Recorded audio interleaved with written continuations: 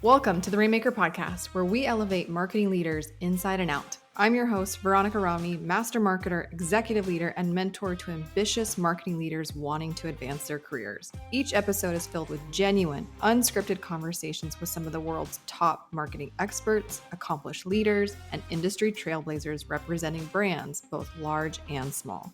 Our goal with this podcast and everything we do is to help you master your role, nurture your team, prioritize your well-being, and evolve into an industry-leading Rainmaker. This is the Rainmaker Podcast.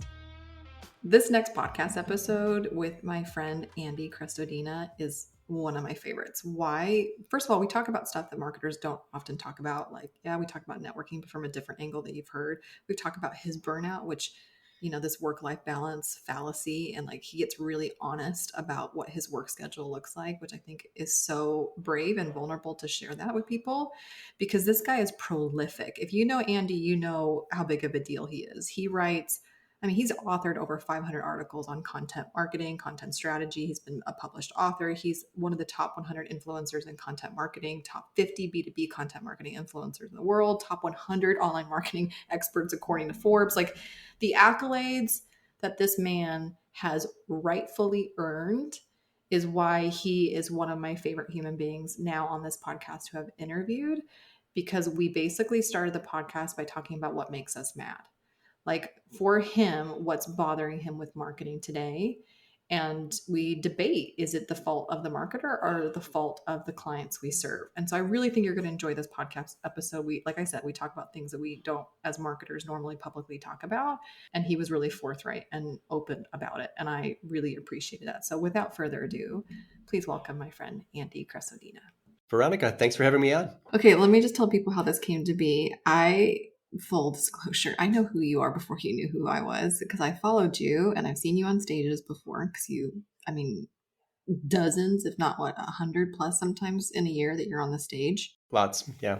Yes, yeah, it's intense. And then you and I recently had the opportunity to both speak at the same event in Miami for PS&I. And so I was so excited. And then we kind of barely got a chance to connect in the corners of the room. And I'm like, please be on the podcast so I get to hang out with you more. So that's how this came to be. So thank you for acquiescing to my request to get to know you. Of course. No, glad to be here. Before I pushed record, I know how most podcasts go. We're like, okay, here's the plan. We're going to talk about this. We're going to talk about that. But I'm just kind of, maybe it's the season of my life, or maybe it's the current mood of today. But I find that the most fruitful conversations with really, really pro marketers has nothing to do with what people hire you to be on stage for, but has to do with what bothers you behind the scenes.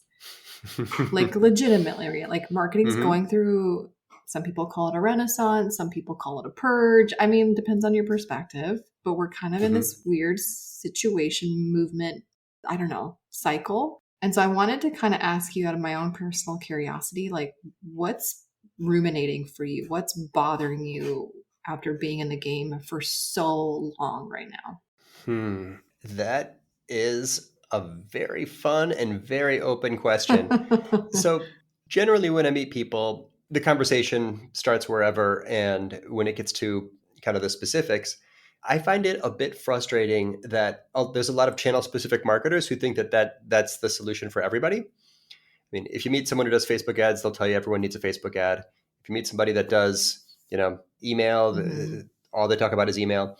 And I think that what we need is more strategic thinkers in marketing and people who don't have a strong bias toward their skill set and their channel. Everybody's got reliable go-to best practices, and I have mine. But until you really know who you're talking to, I think that there's high risk that we're all just, what do they say? Prescription before diagnosis is malpractice. So there's a lot of malpractice, and I think that's a big problem. And I'm always kind of on the lookout for that. So that's one of the big things. Okay. Can we dive into that? Because first of all, that was a really juicy line. I call them word truffles. That was just a really juicy little word truffle that you just dropped right now. So you're saying prescription before diagnosis is malpractice. Now, can we talk about the diagnosis process? Because I totally agree with you that I think we are inherently biased by what we feel the most comfortable flexing. Because especially if we're in a position where we're trying to get hired or solicit our services, so it's obviously wildly advantageous for us, we're biased. Mm-hmm. But the diagnosis part to me is challenging because I don't find that clients, at least in the kind of sales process leading up to possibly working together, Mm-hmm. they're not as, they don't disclose. They keep things to Right. the chest. And so, like, I feel oftentimes, even when I'm trying to be really careful not to be hyper specific in my prescription, that it's not like channel Mm-hmm. specific or AI or this, like, I get what you're saying. Mm-hmm. But when they're not revealing to you the depth of their mess, Yeah. how can you then be ethical in a prescription when the diagnosis is messy? Yeah. I think if they're not transparent enough or the conversation isn't comfortable enough to get into the details of like where the problems seem to be, then Mm-hmm. all we can do is fall back on our best practices, Yes. which honestly we do all the time as marketers. Yeah. As a content marketer, I need to write something for a reader and I don't know anything about where they're coming from in life. So I'm guilty of this all the time myself every time I click publish. But I think that there are some biases that are just better than others. Mm. For example, having a bias toward data, that's useful. I talked to a company yesterday and he'd hired a marketing agency and the marketing agency immediately started writing blog posts. And instead of like criticizing that even, I thought, well, that's kind of, that's interesting. I'm surprised by that. I'd be unusual if that was your next best action, right? We're marketers. So the problem is prioritization. There's a million things we can do. What's the most impactful thing? So 5 minutes later, I had made a report in GA4 that showed the conversion rate, or now called the key event rate. It's an e-commerce site, so it was purchases, that showed purchases from all their paid sources of traffic on mobile and desktop, like or all their traffic sources. And in seconds, we noticed that even though they'd bought traffic from 8,000 visitors on mobile devices, they had a 0% conversion rate. And we knew right away, like there wasn't even really any analysis. Like it jumped off the page. Nobody who comes from paid on a phone buys. So before the call ended, he'd turned off all ads for mobile devices and saved himself tens of thousands of dollars. Mm-hmm. So that bias toward data, like look at the data first and see what's working, what's not working. And if there's a traffic source or a landing page that has far below trend performance, work on that. Or a traffic source or landing page that has high above trend performance, go look at it, try to learn from that. Mm-hmm. So that's useful. Just a little bit. Yeah, I mean, use data to see what's working, what's not working. Mm-hmm. And then, because then you're really diagnosing. I guess that's not a prescription, that is the diagnosis. Yes. But another one that I think I am biased toward is the bottom of funnel. Yes. And I'm focused on website experiences, partly because I'm definitely biased toward that. We sell that, we build websites. But if there are people on your website right now, why worry about LinkedIn or TikTok or new key phrases or content marketing or paid traffic sources?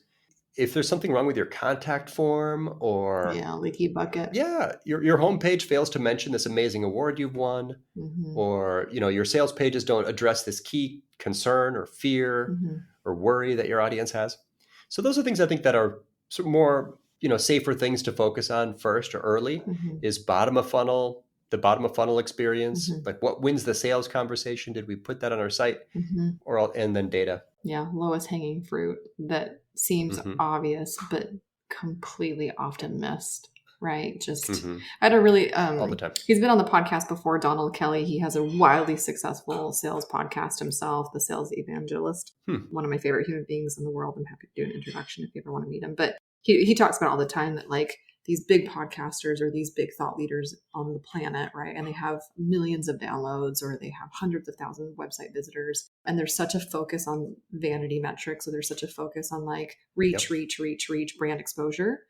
And then when you put on, basic data tracking on the sites that you're sending people to, or even like a Hotjar, Lucky Orange or whatever, where you can actually see the clicks and the activity, it's the leakiest freaking bucket you've ever seen. And so everybody's chasing more eyeballs, but then not do justice to the people who are therefore seeing it with their eyeballs and like not taking the next step with them. So they're just... Anyways, I've had this conversation with him because he has a very successful podcast and it's frustrating. That is very common. Right. The lack of conversions. Yep. Very common. People look at top line traffic and, or they see a line. I used to start analytics presentations like this.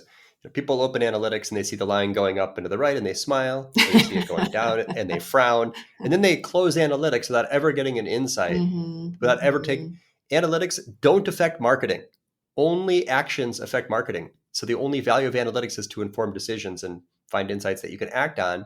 So yeah, I think that there's people who like, oh, SEOs, we're not getting search performance because top line traffic is down. Traffic to which pages, up or down? Traffic from which key phrases, up or down? And really, all of us have weird random articles on our site that attract tons of visitors that have no intent and it will never become a lead. So segment that down, traffic to your key pages, your key conversion pages, your sales pages, is that going up or down? Traffic from which phrases, are there really valuable phrases that your audience is using or it aligns exactly with who's most likely to buy from you? Yeah. Is that going up or down? So all the insights and analytics are always one level deeper than the quick report. This brings up more of a client question to me. And mind you, you're a co-founder of an agency, so you've been in the client space and like client rendering services on behalf of clients and brands for a while. Sure. And so like this thing that we're talking about, this problem, I will find myself playing I hate that term, but devil's advocate, where like I debate with myself on who's to blame. Is it the marketer for not being as thorough and like legit of a marketer as they can be, that we have this bass awkward situation happening? Or is it really the client's fault who could care less about data or quality of data or investing in quality data to then make better choices? Because like I have private clients now where I've had to pay for data analysis out of my own dime because they wouldn't pay for it themselves. But because I know how important obviously data is to the marketing strategy that I'm laying out for this client, it was a non-negotiable for me. I'm not flying a plane without instruments, but they didn't. And so like I was willing to take the hard cost myself, absorb it. So like chicken and the egg, is it marketers who are lazy, or is it clients who don't care for the thing that actually moves the needle for them? And then whose responsibility then it befalls on who? Because I try to educate. So like, is it the marketer's responsibility to educate? Yeah. Like this is where I literally can have a debate with myself on this topic. Well, this is another great quote. What do you call it? Like a word truffle? A word truffle. Word truffle. Yeah. This comes from Brian Massey from Conversion Sciences, who says that best practices are good hypotheses. In fact, every action we take is just based on hypothesis. So our job is to beat yesterday. So when you think of it that way, data becomes more important and blame becomes less important. It doesn't really matter what happened or who did what. I don't care that much. When I'm looking at data, it's like I'm looking at analytics for whoever. This happens to me 3 times a day. And there's a number and the client often asks, like, is that good or bad? And I think it's a weird question because it doesn't really matter if it's, it might be above or below trend based on, other baselines or expectations. But in the end, that number is just the benchmark and we're going to take an action and then we're going to measure against that benchmark. That's the game. Yeah. It's to beat yesterday. Yeah. It's to beat yesterday. So if you're thinking about, oh, let's do this, let's record a video or let's get active on that channel or let's write an article on this topic or let's tune up our calls to action. Every one of those ideas, they were all just hypotheses and they all affect specific metrics. Yeah. So before you invest in a video or change a call to action or write on a topic or collaborate with an influencer or launch a podcast, think in advance, like what is the desired outcome from that? Is there a metric aligned with it? What is the current metric? Now let's go do that thing and measure against that. Now, past that, I think I will argue against myself, as you were sort of doing a minute ago, and say, not everything is measurable, right? Like, the key, it's now called the key event, right? But, there's a conversion. Yeah. We had 11 conversions or 25 conversions or 2. Really, the quality of those doesn't show up in the data, or we were making relationships. You and I met at an event. Like, what was the value of that event? Hey, cool. Reconnecting or hanging out or this call now, that doesn't show up in any data anywhere. Friendships don't show up in data. Yeah. The quality of things don't show up in data. There's lots of things that we take data to a point, but then set it aside and focus on a lot of, like sales teams know, like there's other things in life beyond that. Is this an MQL? What are the... Okay. This is so funny that you bring this up because shout out to Ange Quinn. So there's this woman that I work with very often with client work or my own work where she does all of my fancy like Google dashboards and reporting and things like that. And I was desperately trying to show a correlation between exactly what you just talked about. I was desperately trying to show a quantitative correlation between what I call the visionary KPIs, and I'll explain in a second, with immediate ramifications, positive ramifications on revenue and other things in the company. So the visionary KPI, at least for my personality, business, personal brands, Mm-hmm. is the number of times where they share the mission and the vision of the company publicly or privately. It could be a party of one that is like the most influential person that you could ever meet with, like Michael Yeah. Jordan, or it could be Sure. speaking on stage to 2,000 people. But the idea is, if you track the number of times that you are basically the spokesperson for your company as the leading personality of said company, which I know you do very, very well on behalf of your own. I try. So the number of times that you basically participate and do that role, I wanted to show a direct line data wise to revenue or whatever metric in the company, right? So like when you went on that stage, right? What did it do? Yeah. When you had the conversation with me on this podcast, what did it do? Like, right. And that was a project that we worked on. And it's really hard to take qualitative experiences and convert that into quantitative data. But like, I'm like bullish. I completely love relationship marketing first and foremost of all the marketing. And it's because it's harder to quantify. I think people don't prioritize it damn near enough, And now you get to the, the limits, right? You're flying blind, as in your metaphor, without it. But if you only look at that, you could miss huge opportunities. I myself am like a lifetime networker. Where does that show up in my reports? There's no report. There's no friendship report that shows I've got new friendships this month. That just doesn't appear in the data. There's lots of, but I'm also a content marketer, and content marketers are frequently measuring indirect benefits. So, if I'm trying to rank number one, it's useful to me. It's worth probably $1 million a year to rank number one in search for, Chicago web design and, a bunch of other related phrases. Orbit Media does web design and development, and we optimize websites, and we do it for mid-market B2B lead generation, brands that need lead generation. So to show that we perform for ourselves is really important. Yeah. So to rank for that phrase is an important thing. So how do you rank number one for a phrase like, WordPress web design, Chicago web design, e-commerce web development, all these related things? There are so many inputs for that. So as an SEO, I'm paying attention to links and mentions from other places. I'm looking for opportunity, connections with new influencers to collaborate with. I'm writing on topics that are adjacent to my own, and just knowing that those are somehow visible improves the topical relevance of my domain.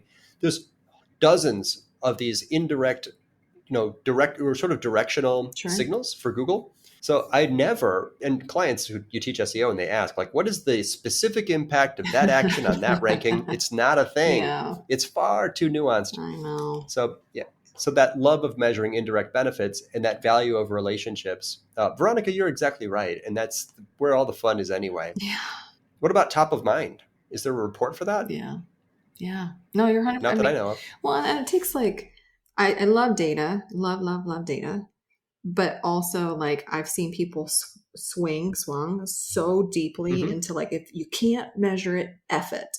And then I'm like, but also, like, where's the joy in the intangible? Yeah. Marketing to me is half science, half art. It's a combination of both of these attributes that I love so deeply. And so, like, you want to play with partners or clients or your, friends that like understand that there is a part of this game, this journey that is art. And like, how do you, say whether it's good or bad? I think you just put your finger on it. Hey Rainmakers, it's Veronica, and we'll get back to today's episode. But before that, I have an exciting invitation for all of you aspiring, ambitious marketing leaders. If you are serious about advancing your career in marketing and you're looking for an expert to give you some personal insights, guidance, tips, then I'm going to invite you to schedule a free Pathway to Promotion call with me. This is a special one-on-one call with just you and me to discuss your current roadblocks in your career, your long-term aspirations and ambition, and the next best step for you and your personal promotion. Head to pathwaycall.com or click the link in my show notes to schedule your free Pathway to Promotion call. Now back to today's episode. There are some marketers that fail because they're all art, no science. Yes. Other marketers fail because they're all science, no art. Yes. I think that analytics and data are critical, but insufficient. We need that. If you don't know, there's no relationship that'll tell you, You can't talk to everyone who clicked on your PPC ad for mobile and find out, if they can, like, that's a quantifiable thing.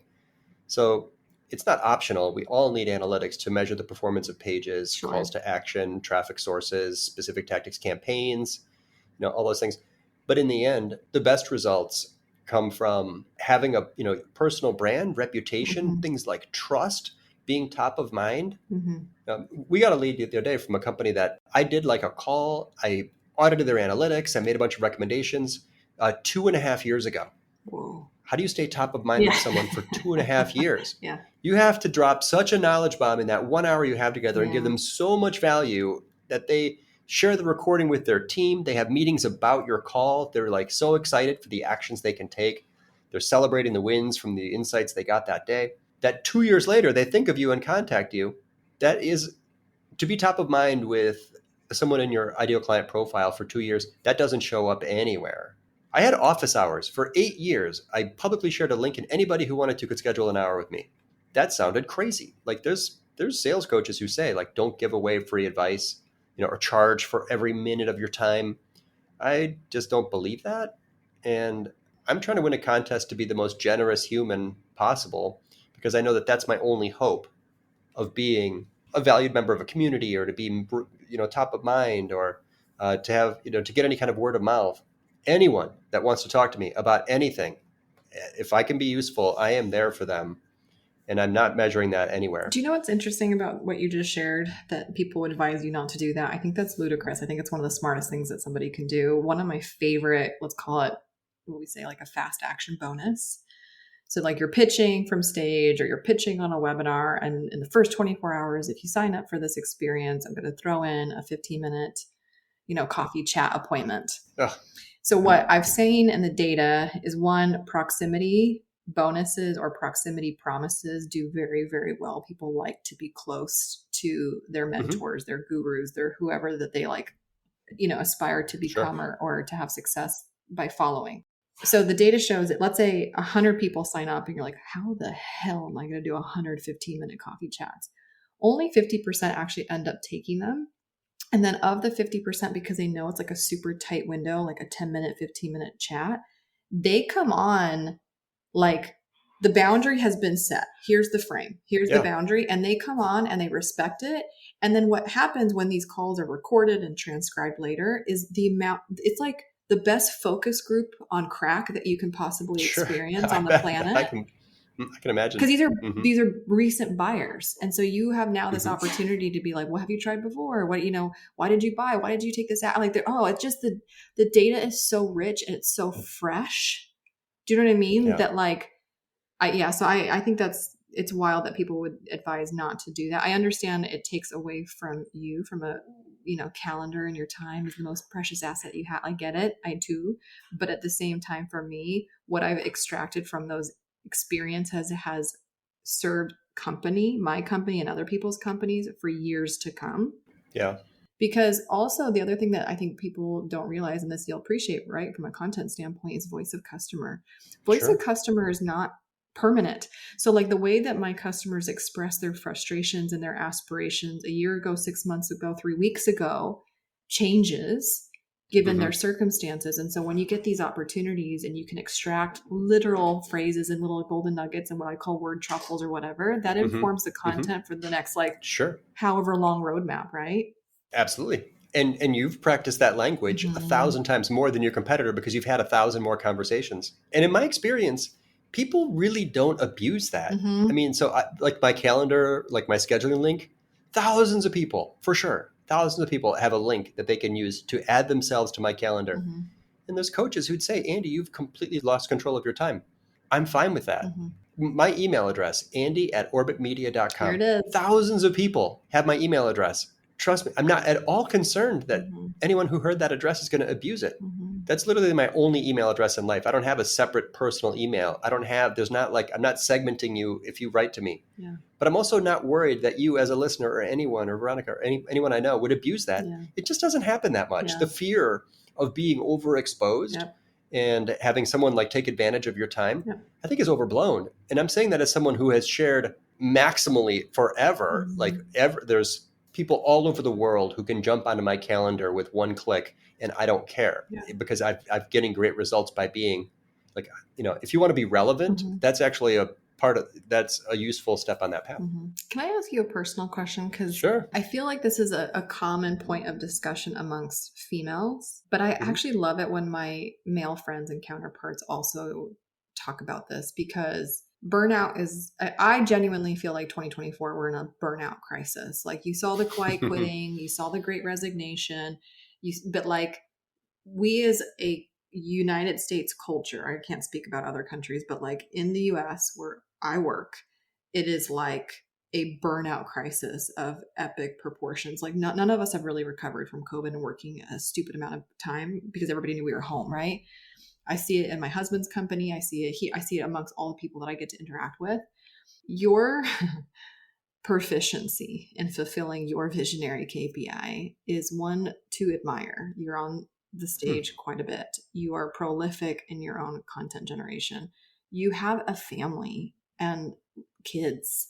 Sure. So, how do you do it? How do you protect yourself from burnout, or you haven't? Like, again, I think this is a conversation that I have a lot with my female friends in the business game, but I'd love to hear a male perspective on this topic too. I think it's an important thing, and having just said that, I will make a maximum effort to be available and accessible to anybody. I can also say that I have not blocked my time effectively enough to reserve normal business hours for some of my key roles, such as generating content. But a few things in my that work for me. One is I become more efficient and save myself lots of time by only writing things that are extremely detailed and in depth, and I do one long form article every 2 weeks. Yeah. And that has been my cadence for 15 years. Yeah. So I'm more efficient because I'm not pumping out like an endless stream of medium quality stuff. That's useful. Another thing, my two roles, right? Be a helpful, useful citizen and grow my company indirectly through that, and also be a good dad to my 6 and 8-year-old. I don't sacrifice either of those whatsoever, but I have given up a lot of my own personal time. I play piano, but it's while I'm waiting for someone to get ready for school. I don't follow sports at all. I don't watch TV at all. I haven't seen a movie I only watch movies if I'm on an airplane. Sure. But that event we were at, I had brought my kids to that little spot in Florida. And, afterwards there was, Brooke and you and all the, Haley and everyone was like having fun and networking and getting to know that community. I was teaching my daughter to swim in the pool, right, nearby. So I make choices. I don't regret any of my choices, but also I work a lot, and I think it's the American culture, and I totally agree with you. And watch for signals. These are like habits for me. I develop habits. So I had this habit where every 60 days I donate blood, and I'm trying to get to a certain amount of blood donated, and it's like a weird thing that I've done. And then the last time I went, it's like, your iron is not high enough to give blood, and they didn't let me donate. Oh no. Like that. That's weird. I'm going to eat a salad and I'll see you back next week. Still too low. So that's a signal. So I got myself a fitness tracker. Yes, yeah. I'm doing some different things with nutrition. So look for signals. It's possible that I just depleted myself, like in a testable, quantifiable, speaking of data, right? My iron level is a data point. I got some data on that. I'm going to change my behavior based on that. But I'm kind of a bad person to ask about work-life balance because I work from 5:30 to 7 every morning, and I put in probably 6 hours before working a 10-hour day, and I often I'll put in probably 6 to 8 hours, well, maybe 4 to 6 hours lately on weekends, but never while my kids are awake. My kids have never really seen me work. I only work while they're asleep because I want to be totally present for them. Well, number one, thank you for your honesty and I guess vulnerability and sharing that, because I think all of us struggle with it. I think the more that we can talk about it, it's actually wildly helpful to just hear another person's perspective so that it's not so isolated. I think isolation is like the devil's playground. When you feel isolated in your work, in your roles, in anything that you're doing, it is like the worst scenario for your confidence and everything. And like I said, I think the more people that talk about the honest truth of what it is to be who we are, because I think what bothers me, so like that, what pisses me off, right? What bothers me with the shine of internet fame or, launch a course and like your life will change overnight type of like promises that we've seen over the last couple of years is that people believe that. Yeah. And so I think the more that we in our roles disclose the cost of ownership of business or Yeah. passive income business models or whatever, I think the more ethical we're actually being than painting too false of a picture. And then people come into this and realize like, oh, I left a 40-hour gig to work 80 hours a week. It's like, yeah, you should probably know Yeah. that, you know? Oh, yeah. You're choosing a long road. You are choosing a harder path. Starting something on your own. I don't have, even if you read my content, you can tell like there aren't any shortcuts in there at all. And I'm not promising you quick results at Yeah. anything. I'm showing, I'm focused on quality, Hmm. on Yeah, relationships. I think in the end that becomes very efficient because, if you can be top of mind, everything's a little bit easier. sure. But no, that's an obvious pitch, and I just don't believe those. It's a lot of YouTube pre-roll Hmm. ads that's like Hmm. launch a course. I have lots of friends so here's my perspective. Information products, people who launch courses, I have lots of friends who've done it. Yes. I know I have friends who've lost a lot of money at that. I have friends who've lost self-esteem by Yes. following the playbook and being super aggressive with 4 emails in the last day, and they just feel like they're selling stuff all the time. I have friends who've gotten exhausted by trying to pivot from a service Uh-huh. type Uh-huh. agency to a training agency, and instead of selling $40,000 marketing engagements, they find themselves talking to people who aren't sure whether they want to spend $40. Do you want to do sales support for a small ticket transaction? That's partly what these people end up doing. I don't know. It doesn't sound fun to me unless, there's other ways. I mean, that I think it could be rewarding. What's rewarding and energizing? What we're doing now, Hmm. collaborating, Hmm. human interaction, where we last met, interact like in person event type stuff. And then also that transparency that you just mentioned, Veronica, I love that. They say build in public, grow in public. Hmm. If you want to just launch a business or build a product or sell a course, maybe just be super transparent about it the whole time, Yeah. because that's actually where people are going to feel a closer connection to you than, Yes. if you're kind of hiding in the background and then all at once hoping everyone buys it and then, posting your income reports. Who does Yeah. that? Who does that? Weird idea. Love it. I had a really nice, so words of affirmation are my love language. And I had a nice lady come up to me at another speaking. So after I hung out with you, the next speaking thing that I had was in LA.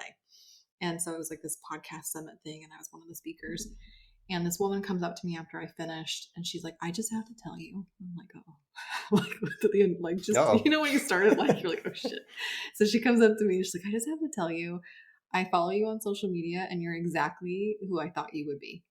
I was like, That's good. like, thank you. Like, cause like, that's the thing too. It's Like working. I have, well, no, but I Authentic. have, like, it's funny because like, I find talking into my phone or a camera all by myself so inorganic for me. I'm like, this is so Mm-hmm. uncomfortable. I'm talking to nobody and I'm staring at myself. Like how vain. Mm-hmm. But I understand that like you want to talk to the people, and so like I really try and I like get tap into that alter ego that I have and all that kind of fun stuff. So when she came out to me and said that, because I feel like when I'm on stage or when I'm in person with a whole bunch of people, it's the best of me. Like I'm drunk off the energy of the room, Mm-hmm. the spirit of the room. Mm-hmm. And so the fact that she said that translated for her, I was like, like, I don't know. It was a nice, she didn't realize the impact of her words beyond just the nice compliment. But for me, it was, if you could only see me in my office before I click record. So that was really nice. Yeah. I adore you. I really enjoyed this conversation. We're friends forever.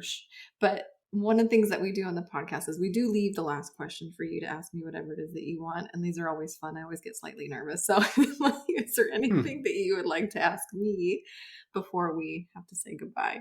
One of the questions I like, and I'll pose it to you, is it's hard to answer because it makes you narrow it down. But what would be your best recommendation for someone who's like an early career Veronica? Your best recommendation for someone who wants to be a helpful person, yes, a speaker, Mhm. and have a personal brand. But what's your best tip for the early proto future Veronica? Early baby personal brands? Mm-hmm. That's a good question. Because, like, well, first of all, I think I grappled with even identifying as a personal brand for a Hmm. really long time.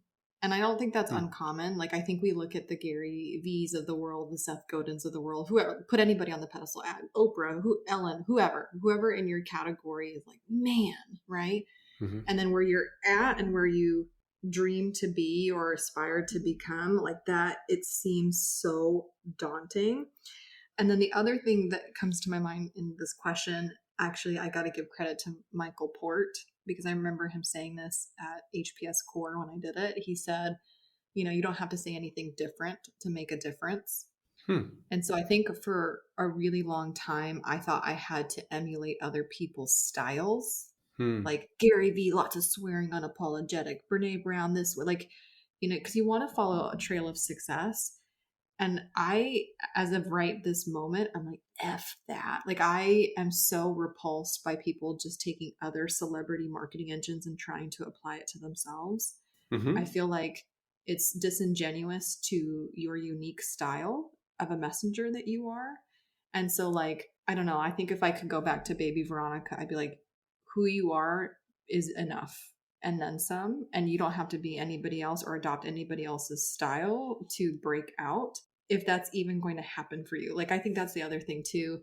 Breaking through is also not up to you. Like, I feel like you just keep being yourself authentically and honoring your style. And I feel like God, universe, whatever you prescribe to, kind of just, it happens for you versus you having, like, I'm a control freak. I'm a firstborn Cuban American, like, I have all these personality traits and I drive really hard in my life. And that was if I could go back to that 20-something-year-old, I'd be like, you don't have to do any of that. you don't have to do any of that. So I think those would be top of mind that comes to my mind. Like, just screw the imposter syndrome. Just be yourself, I love it. Gosh, baby Veronica.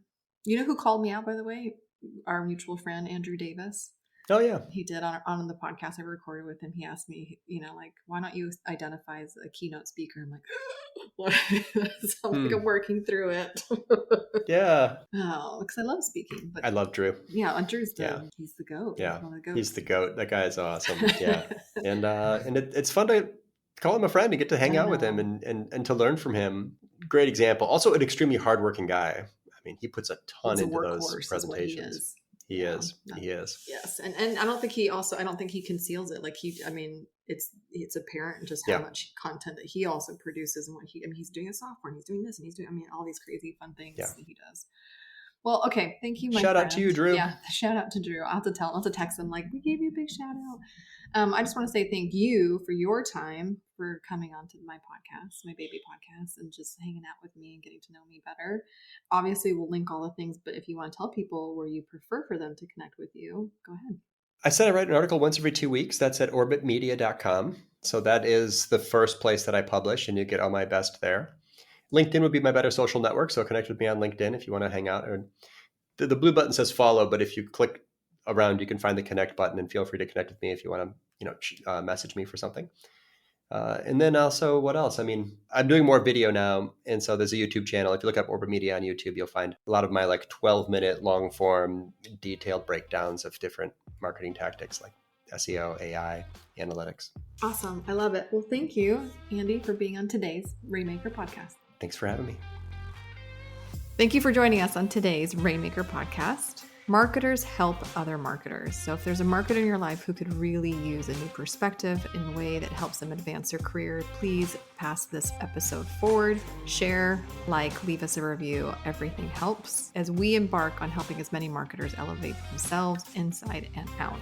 You can always visit veronicarami.com for today's show notes, additional links to some free resources and tools for you to help you advance your career. You can always connect with us on social media at @ViaRami if you want more behind the scenes or a way for us to connect personally. Until next time, my friends, make it rain.